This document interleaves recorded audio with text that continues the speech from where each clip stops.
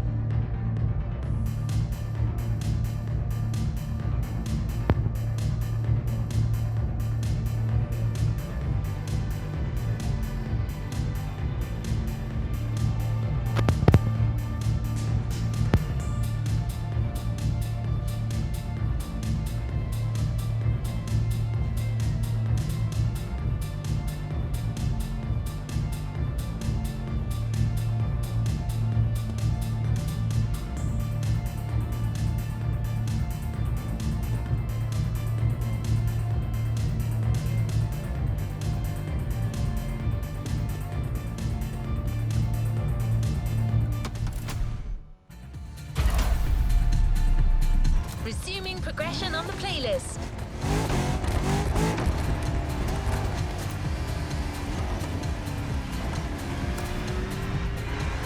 Distance jumping, jumping on buildings, stuff like that.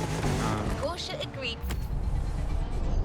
I don't know, I wanted to raise the bar to a certain height and then step out, and I feel like I've done that for the most part, and there's just one more masterpiece to hang on the wall, and then I'm gonna follow my kids around and do what they want to do. So It's but you know, I just hope to be able to be. Send us some of their most interesting models for you to try out. Shipping from Stuttgart, Germany to Hawaii took a little bit longer than they thought, so they've actually just arrived. Be an ambassador and support these other kids coming up. Part of my vision is to be able to support the Robbie Madisons of the future. Yeah. And I don't really want it to be my kids, but it seems like they have their own ideas in mind, so I might be supporting them. But I just want to support athletes and help them create these moments that I've been lucky enough to have. You know, the Rebel's been so great to me by giving me these platforms to have these show-stopping moments.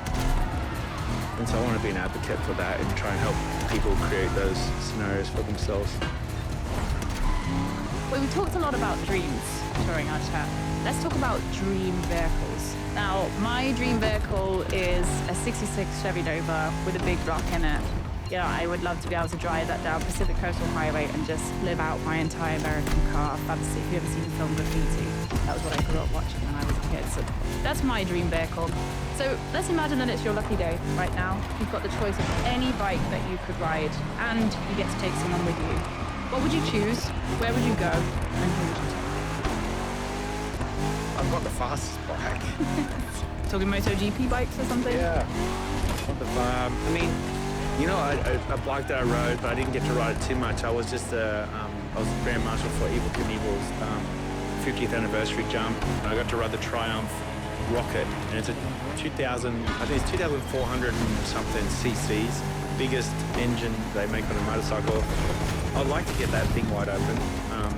It seems so fast. If I was to be able to dream here for a second, I'd like something like that with an aero kit around it. So I'm not really a big fan of going fast and having the wind smash into your face. I like the wind going around you. Yeah. So like I really like riding the baggers because the baggers have the whole big fairing at the front, and you know you got room to put your stuff in the bags, and you know you can kind of put supplies and food and drinks and whatever and go for a ride and have wet weather gear and warm gear, whatever it is. But I'd take my wife obviously, and I'd go to somewhere private, you know. I'd ride to a hot spring or to a waterfall. Aside from motorbikes and motorcycles, have there been any other memorable vehicles that you've tried and tested? Yeah, I mean, I always loved hydrofoils, I think they're called, like hovercrafts. Mm-hmm.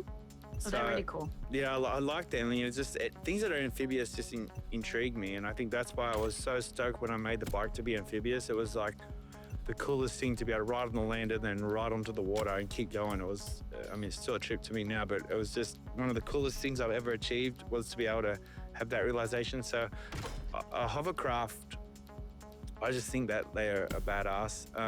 You know, the planes that are amphibious, you know, these planes that can land on water, I think that's so cool, you know, to be able to like kind of have the skids and touch down and land on the water and go fishing or swimming and then just cruise off and land back at your airport. You know, I think that's really cool. So I think an older version of me will be doing that one day. I was going to say, that was my next question. I was like, are we going to see you in some sort of flying boat contraption later on in life? Yeah, hopefully not too far down the road. Yeah, I'm almost finished with my pilot's license, so I just I've finished the written and everything. I just have to do the medical. So I just have to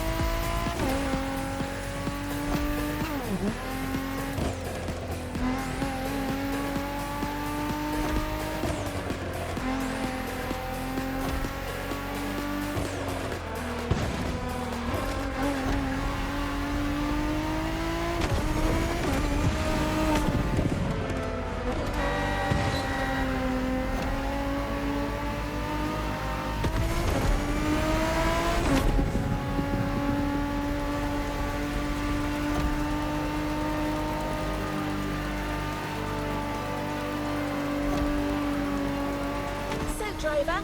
How's the race going on this brand new Motorfest circuit? A bit intense, isn't it? But no pressure. The key word here is exploration. You don't have to win to move on to the next race. Enjoy the ride. Victory's just a bonus here. And while we're here, let's start with a guided tour of the Motorfest grounds. Everywhere on this track, you will feel the Hawaiian connection to elements. Look at these sharks. They mark the entrance to the water area.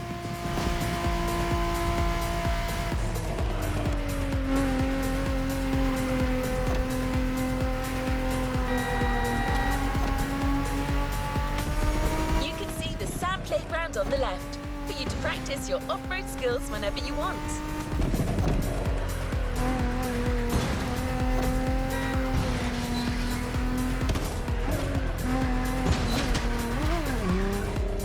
And vibrant like Earth, here comes the concert zone. This area is all about getting together and enjoying some great music.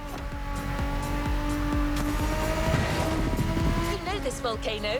It's the car meet. Social hub, custom shows, main stage stuffs. You already got the drill, right?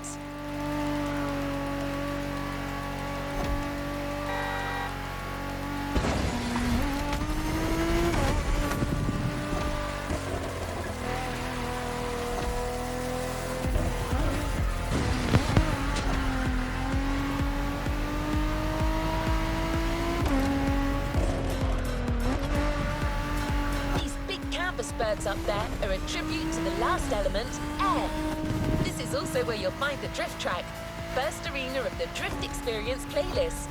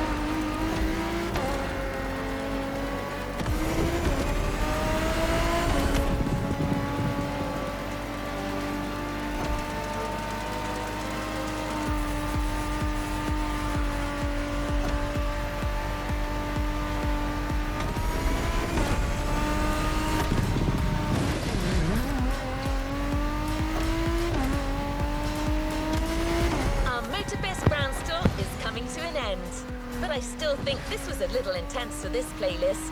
Why don't we start the real Hawaii Scenic Tour with a more relaxed journey around this amazing island? You'll get a real guide this time, I promise.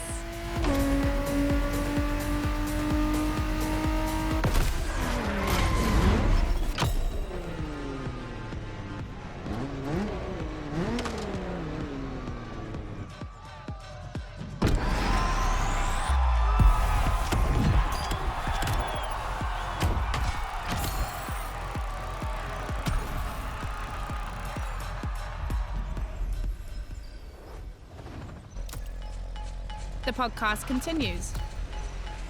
Almost finished with my pilot's license, so I just I've done I've finished the written and everything. I just have to do the medical. So I just have to pass the medical and then we're good. Work on that part. So we're going to wind things down with a few rapid fire questions that I ask all of the athletes. I want you to answer with the first thing that comes to your mind, okay? Extreme cold or extreme heat? Cold. Riding by day versus riding by night? Day. The last time you received a speeding ticket? Within the year. Vague. Within the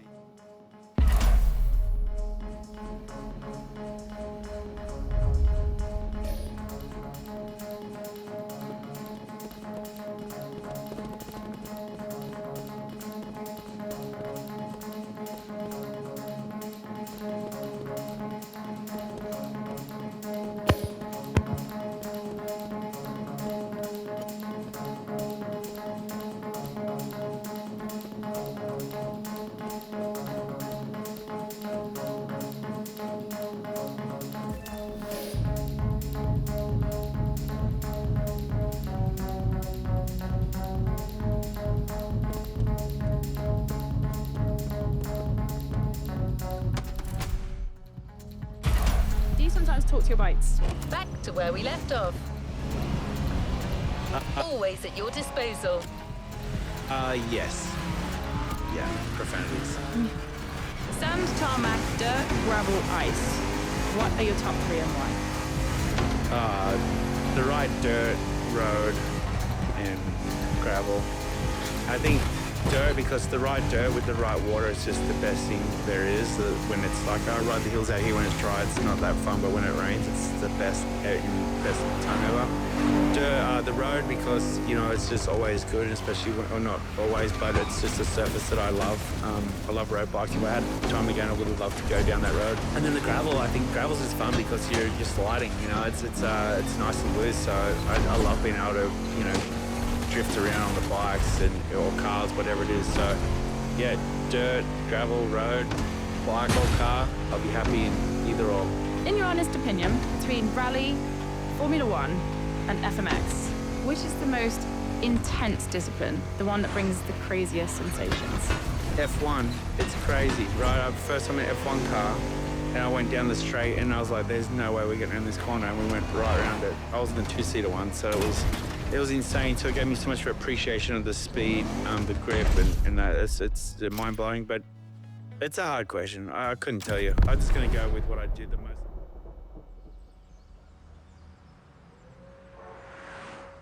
Yeah! All right, tough boys and girls, you think you've got muscles?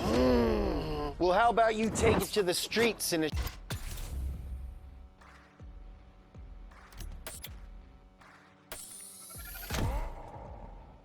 The Shelby GT500 performance is your business today.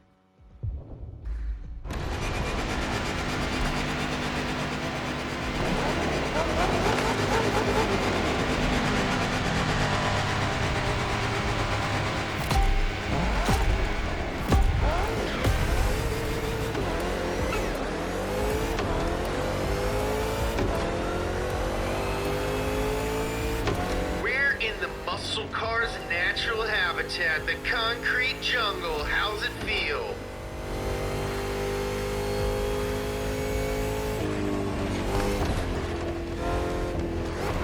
That was smooth driving. Now I want a spoon.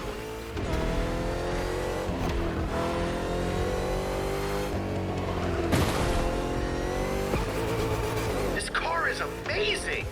Driver, well...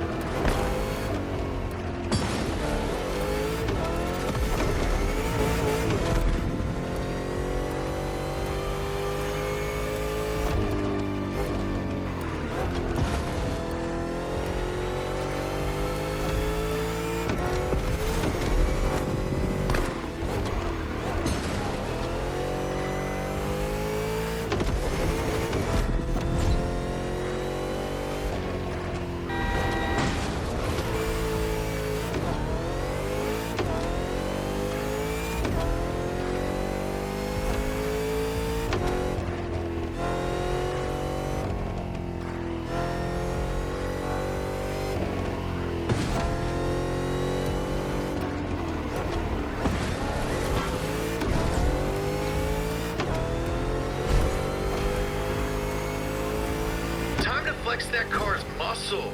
I'm flexing right now, you just can't see it.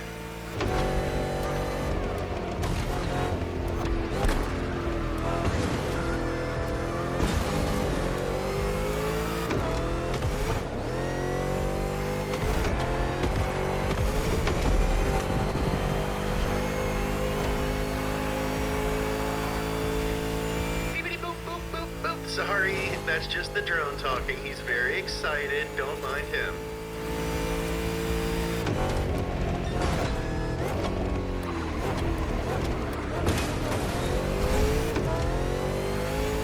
Oh, hey! I used to live in that building.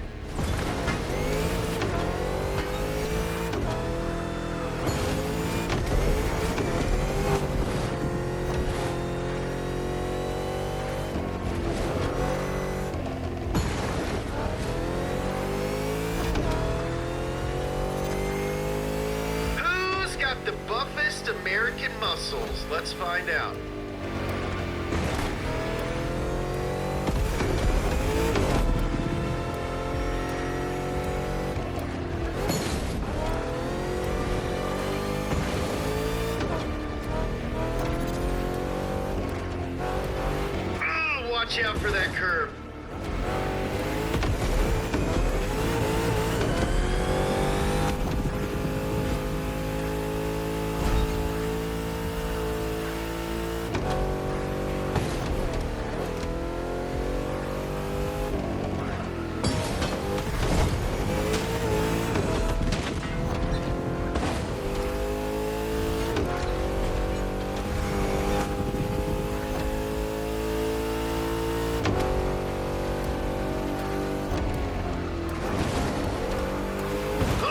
much, dude. Hammer down.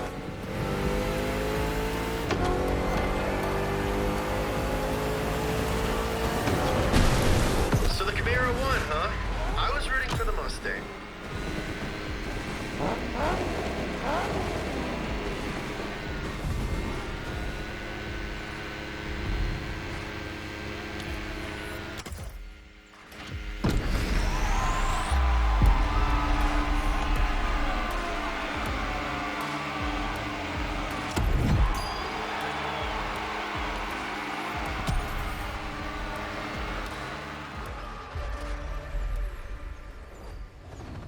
Shall we continue our journey, driver?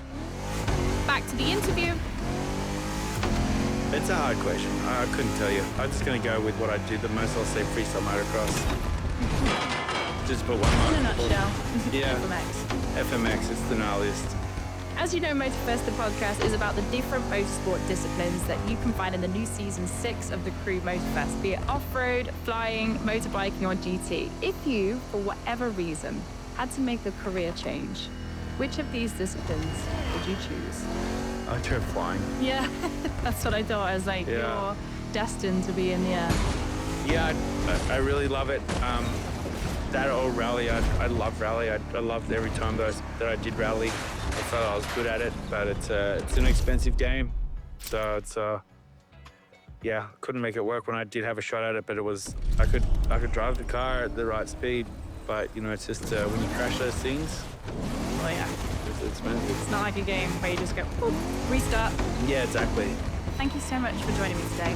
I appreciate it. Thank you so much, and I can't wait to explore some more. All right, guys, that's it for today's episode of Motorfest, the podcast. Make sure you check us out on all streaming platforms. You can also see us on YouTube. Just type in my name, Becky Evans. You can also listen to this podcast whilst you're playing the game, The Crew Motorfest. Make sure you join us for all future episodes, and I'll see you guys super duper soon. Bye.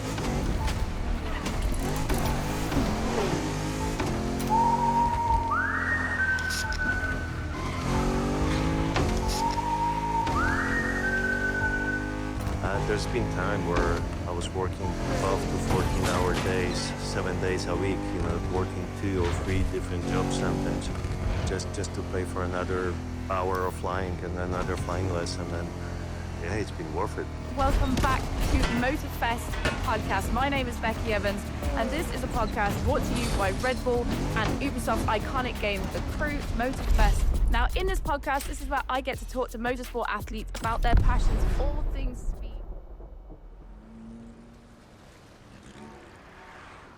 Nothing is more iconic than low car. Except for high car.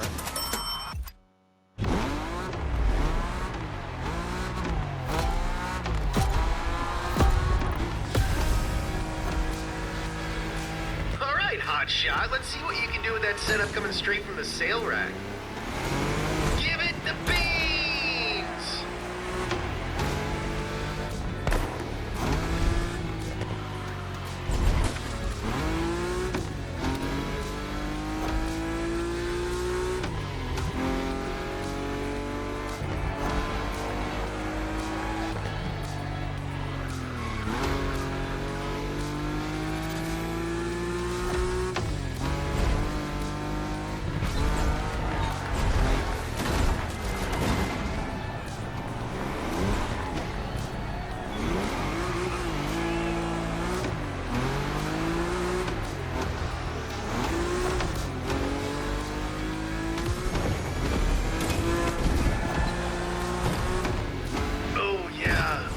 Tell you there's ramps.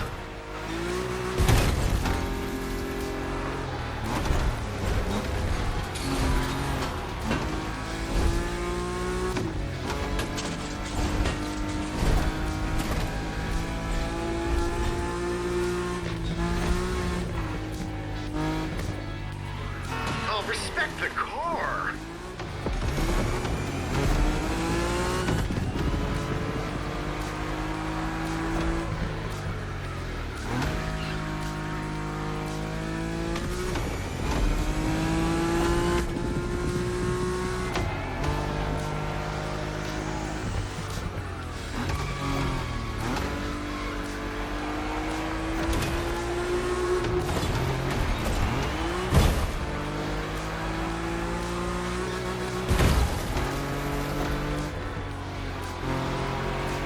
get one shot. Do not miss your chance to blow. This opportunity comes once in a lifetime. Yo!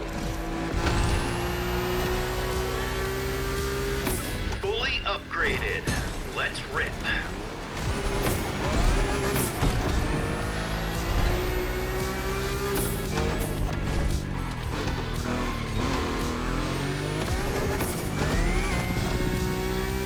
Okay, we've done the whole part switching thingy, brakes, tires, suspension, exhaust.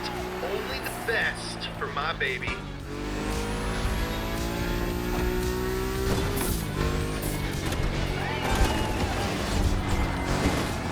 Here comes the straight line. Time to put that Nismo high car to the test.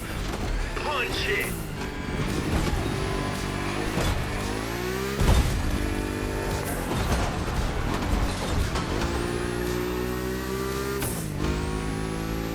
I know you're focused on driving right now, but I just want to call out that I'm doing a really good job flying this drum. It's my first day. Nailing it.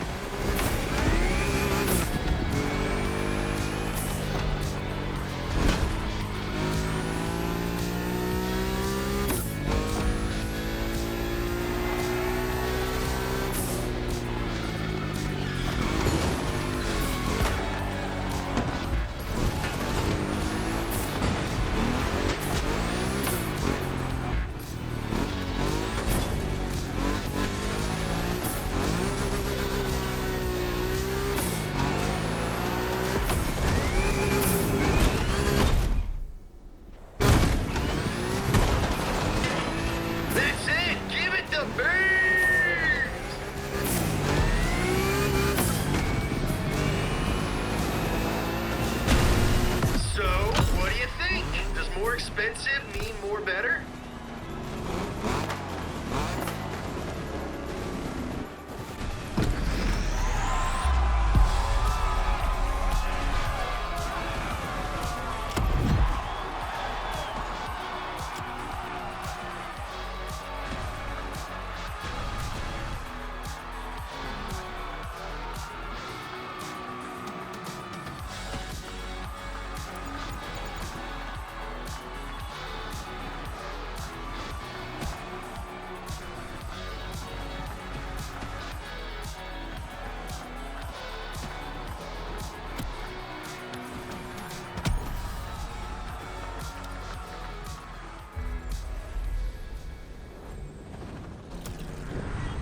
Let's get back to Motorfest, the podcast.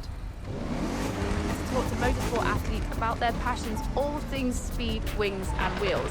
And you know what the really cool thing is? You can actually listen to this podcast whilst you're playing the game.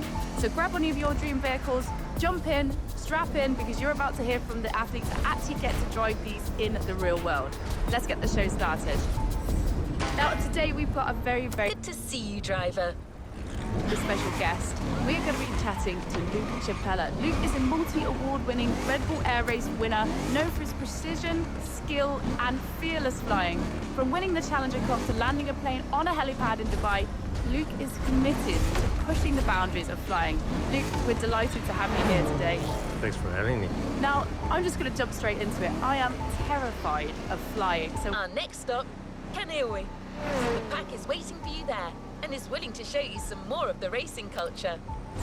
when I knew I was going to be chatting to you, I was thinking this guy is going to have to tell me everything that gets him up in the morning and says, you know what, I'm going to do a loop in a plane. You know, flying aerobatics gives you such a freedom, you know. It's not every day that you can fly aircraft upside down, or you can fly it in reverse, like at 60 kilometers per hour. All the G-forces that we experience, it's something that you cannot experience on the ground. That's why I'm so happy to share it with other people, give them the taste of the freedom that we get, and spread the joy of flying. Now, I come from a drifting background, and I was around cars from a very, very young age, and it was actually my dad who sort of ignited that in me, because I remember seeing him playing with his race car in the garage. It was the same kind of for you, wasn't it? You went to an air show when you were a very small boy, and then that was it. You were hooked. Yeah, absolutely. My spark ignited when I was 6 years old. My dad took me to the air show in Poland, and it's just been amazing. You know, I was watching a aerobatic display, and the aircraft was doing a tail slide. It's a figure where you go vertically up, and it seems like you're shutting down the engine and the aircraft starts to slide back on its tail. And I saw it as a 6-year-old kid, and I was like, Dad, I'm gonna do it in the future. And you know, many 6-year-old kids have different dreams every week. Sometimes you want to be a policeman, the week after you want to be a fireman. But for me, it has never changed. I've been flying now for 26 years, and I still love it. That's absolutely crazy that you just picked your direction and just stuck with it. I mean, your first flight lesson, you were 14 years old, and then by 16, you'd got your license. So there was definitely method in your madness. This was all moving towards where you are today. Yeah, absolutely. You know, I was so motivated. Like from this air show, I started playing with aircraft models, pre-flying models, and then I just went to the airport and I became what's known as a hangar rat. You know, cleaning the airplanes for everyone. And in exchange, they would take me for a flight and usually let me fly the aircraft, give me the first lessons. By the time I went solo at 16, I was over the moon. It's been a lot of hard work, but so rewarding as well. Luke, we were just saying to you just then, flying was always going to be what you were going to do. And I'm going to give you a question, which I almost feel like I know what the answer is already. If you could be a car, a plane, a boat, or a motorbike, which would you be and why? Yeah, of course I'd go for a plane, but you know, this is what my life is all about. It's always been about flying. I have 13,500 hours a year. That's like 4 years of my life. 10% of my life has been spent in the air. So yeah, I just want to be a better pilot with every flight I take. I'd love to know more about the bullseye stunt. I mean, we saw and heard it at the beginning of the episode. Personally, for me, I remember seeing that, and I watched the video and I had a heart attack and was like, oh my God. But obviously I know that this guy made this happen because everyone's celebrating it, but I couldn't cope with it. I almost had a heart attack on the first one as well.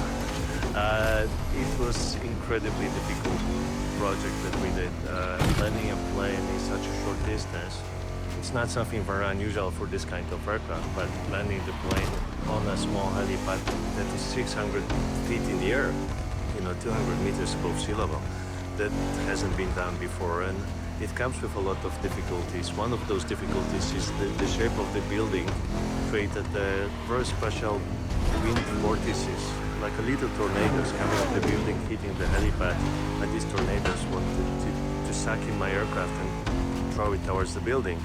And that's what happened on the first two attempts when the winds were quite strong.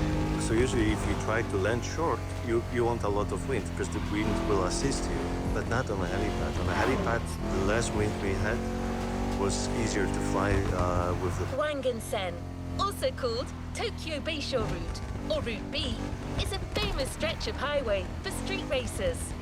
Almost every racer in the 80s and 90s knows about it.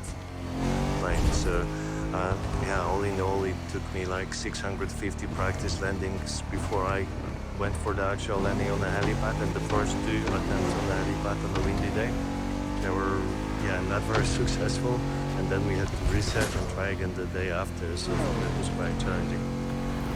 I feel like the stakes are quite high, especially when you're doing something like that as well. Not only are you on like the Red Bull World stage creating a moment in history, there's the practical element of it as well, of trying to land this thing on a really tall building. Yeah, so for me, being the best pilot I can be, it's, you know, it's the most rewarding. I'm not doing any of this for fame or money or whatever. I'm just doing it to show that, you know, I'm good, and I always want to be the best I can be, and I think we proved with this project that was one of the toughest things I ever did with the plane, and now we can see how successful the project was. We have like way over 1 billion views on the videos all over the platforms. That's brilliant. I mean, it's unbelievable. Now, for you guys that are listening at home, air sport, the sky is literally the limit with this. Aerobatics. In fact, some of the best drivers have pushed their engines on this very road. Even notorious racing groups, like the Midnight Club, cut their teeth here. And that's what slightly inspired our next event. A bit like acrobatics, except you're flying an aircraft. There's a lot of other things to consider, though, when you are flying. There's obviously safety, speed, weather. Luke, can you give us a rundown of like 3 main things that you have to be watching out for when you attempt to do some aerobatics in the sky? Yeah, I think first will be the weather. All our aircraft don't have very sophisticated instruments, so we have to fly what's known as VFR condition, visual flying rules. We always have to see the ground. We have to stay outside of the clouds, and the winds play a big factor. Then, of course, it's the technical standard of the aircraft. We always try to make sure that the aircraft is airworthy. Having an engine failure approaching a helipad so close to the building or flying upside down 2 meters above the runway, yeah, it's an extreme sport. Second, for sure, would be the technical side, and I think the third, but as equal as the other two, would be, of course, pilot fitness, and we want to make sure I'm rested, I'm in a good physical condition. The G-forces is something that we fight with a lot. We fly from -80s to +10, what it means I can get up to 10 times heavier, like weighing 80 kilos. I have 800 kilos of force hitting my body. The blood is 10 times heavier, and it drains away from the brain, goes towards my legs, and you can faint and you can lose your consciousness, and that can be, of course, very dangerous when you're close to the ground flying at 400 kilometers per hour. Yeah, that does sound pretty crazy. I've seen some of the videos, when they put passengers in the plane. That's why I'm frightened, Luke, when you said if I can go in the plane. I'd be like, I'd pass out. I'd be rubbish. You'd be looking back, and then I'd just be asleep in the back seat. Terrible. Luke, help us understand a little bit more about the specifics of your job. I mean, because what people need to know is obviously you compete in Red Bull Air Race as well, and that is a competition. So what are the skills and the awareness that you need to be able to do this? Yeah, Red Bull Air Race was one of the best flying I ever had a chance to do, and you fly air.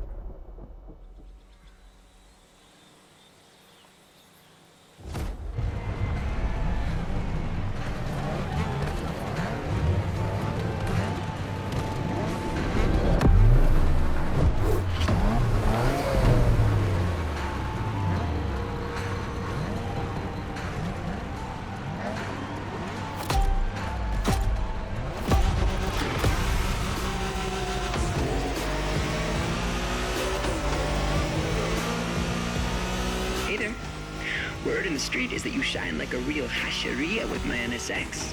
Got me interested. Well, then I believe you're in for a treat. Oh, yeah? Well, bring it on.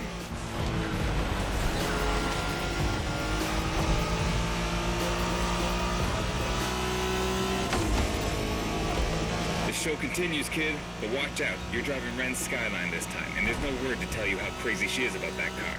Can't blame her. The R34 is a legend. It's a kaiju.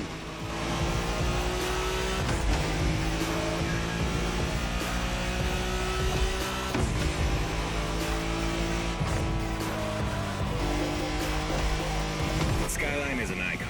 It's a powerful car that takes skill to control. Yep.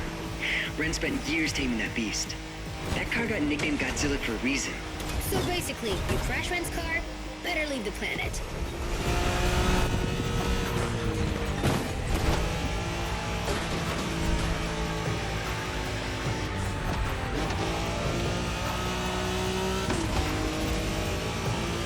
Okay, you're not here to fool around. Noted.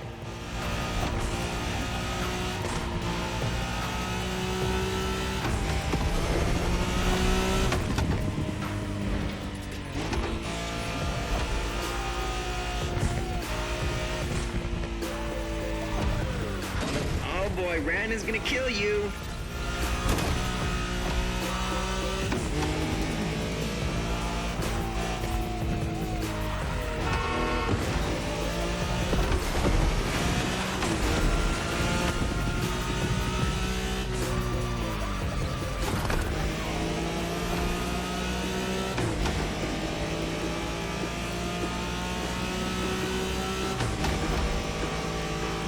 In a Wangan race, you gotta go fast, Bren. Well, guys, I don't think it's gonna be a problem. This is the Skyline we're talking about.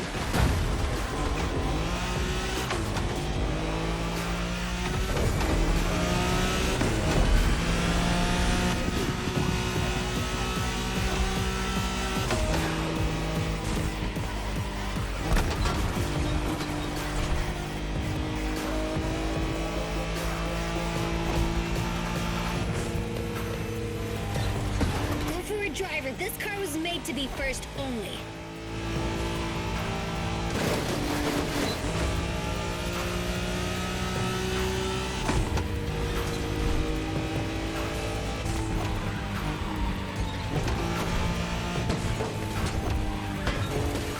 Sharp turn. Careful.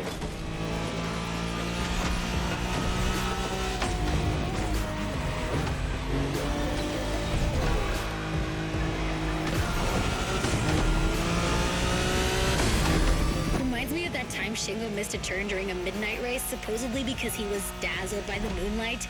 Oh, shut up. I remember that.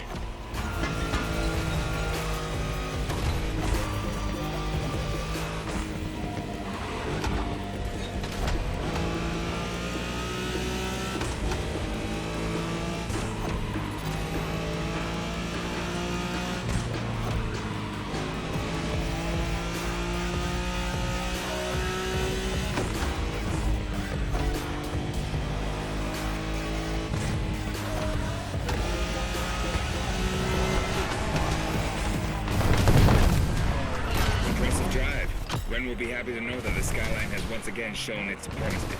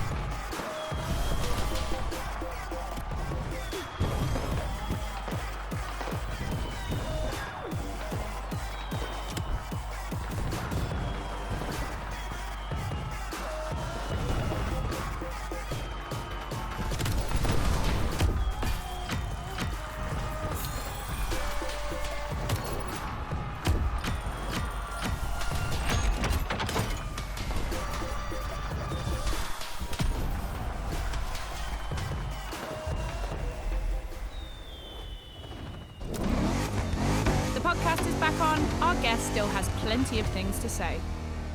What are the skills and the awareness that you need to be able to do this? Yeah, Modern drifting technique was perfected by Japanese gearheads who raced in the mountains in order to keep city pedestrians safe. Along with suboptimal road conditions, these mountain passes are filled with hairpin turns and other challenges. Drifting is the best way to take sharp turns without losing speed. Red Bull Air Race was one of the best flying I ever had a chance to do, and you fly aircraft at 400 kilometers per hour between gates, which are In Japan, we call these passes toge. There's even a toge style of racing. only 15 meters apart. And the entire track has like 6 kilometers length, and we fly it in under a minute sometimes. Incredible speeds. The aircraft can roll. The winding mountain roads of Hawaii are as close as we could get to Japan. So we figured it would be a good place to teach you. 420 degrees per second. At 0.8 seconds to make a full roll. You need to be incredibly precise and really good pilot in order to plan, not to stay behind the plane. Really good hand-to-eye coordination, I think, is a key factor, and as well as physical fitness, because we are so close to the ground, pulling high G forces. If you Oh, and one last thing. A toge race usually features only 2 racers. You got it. You're in for a duel. lose your concentration for a couple of seconds, this can be really bad for you. Can you tell us, how you came from, it's quite a small place in Poland that you grew up in, to how you managed to take those steps to becoming the amazing pilot that you are today? I think it's all about the motivation. If you have a big goal set somewhere on the horizon, then you'll find a way to find the next step and next step. And it's all about those small steps that when you achieve them, they will keep you going. And You know, I didn't have a very rich parents to support me to start.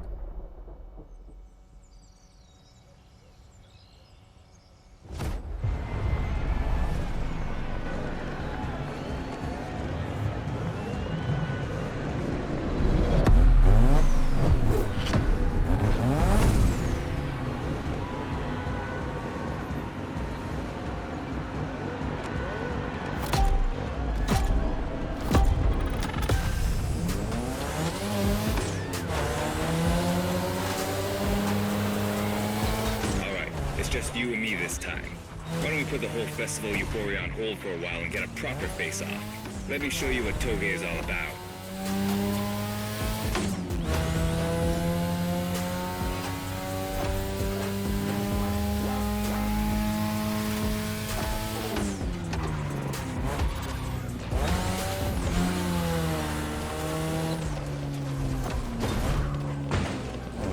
Relax. I've seen what you can do. 大丈夫だ. Plus, I'll give you some tips on the way.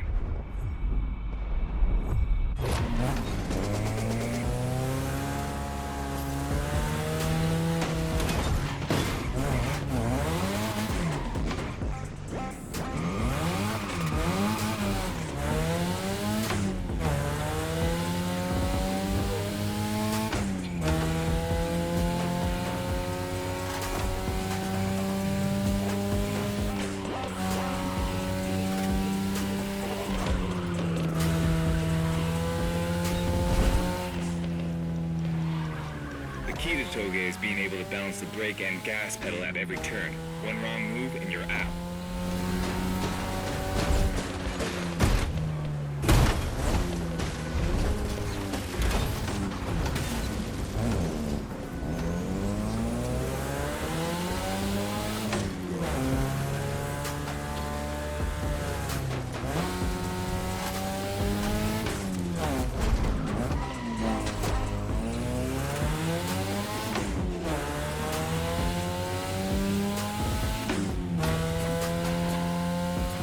This technique isn't easy, but when you pull it off, you feel like the greatest driver alive, and the coolest.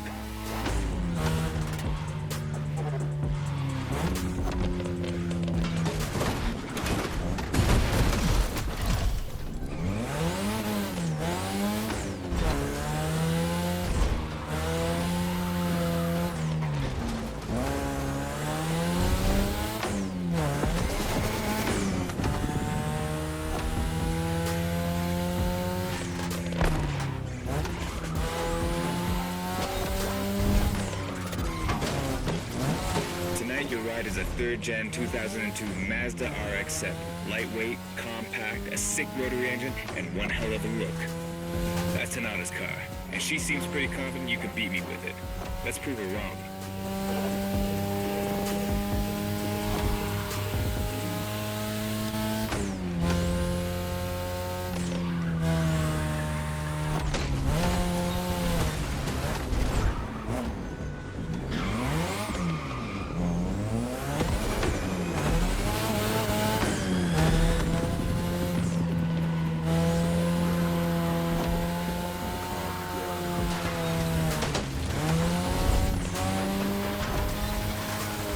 Tunnel coming.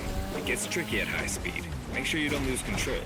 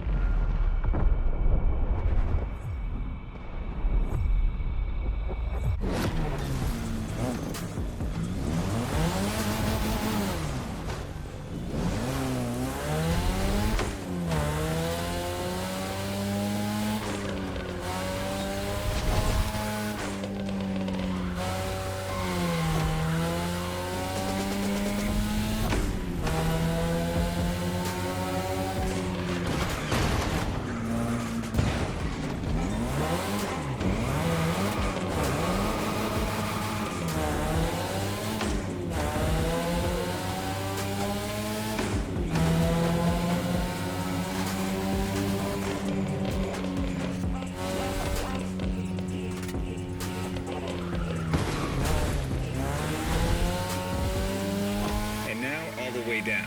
That's the best and also the toughest part, so stay sharp.